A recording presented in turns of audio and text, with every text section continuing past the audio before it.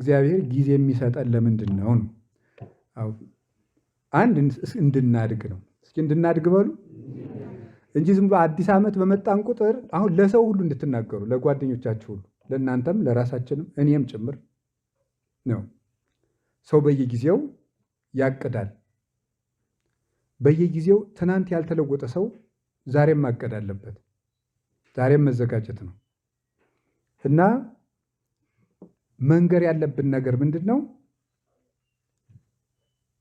ዘንድሮ ምንድን ነው ያደግኩት ነው ማለት ያለብን። አዲስ ዓመት እየመጡ ማክበር። አንድ ሀሳብ ልንገራችሁ። አንድ ሰው ተኝቶ ባልጋ ላይ ይውላል። ፀሐይ ወጥቶ ለመሞቅ እግሩ አይፈቅድለትም ወይም ወገቡ ታሟል። ለዚህ ሰው ፀሐይ መውጣቷ ጥቅም አለው የለውም? ወጥቶ አይሞቃትምና።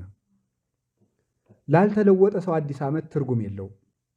ለለውጥ ለማይዘጋጅ ሰው ፀሐይ የትናንትናይቱ ነገም ብትወጣ ወጥቶ ለማይሞቃት ሰው፣ ለማይጠመቀምባት ሰው ጥቅም እንደሌላት ሁሉ የዘመን መለወጥ ለማይዘጋጅና ለማይሰራ ሰው ረብ የለውም፣ ጥቅም የለውም። ዘመን የሚጠቅመው ለሚሰራ ነው። ስለዚህ ማደግ አለብን። ልብ ማደግ አለበት። አይምሮ ማደግ አለበት።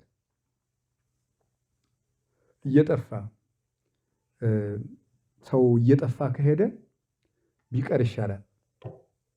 የሚያጠፋ እድሜ ምን ይጠቅማል? አንዱ እድገት ነው።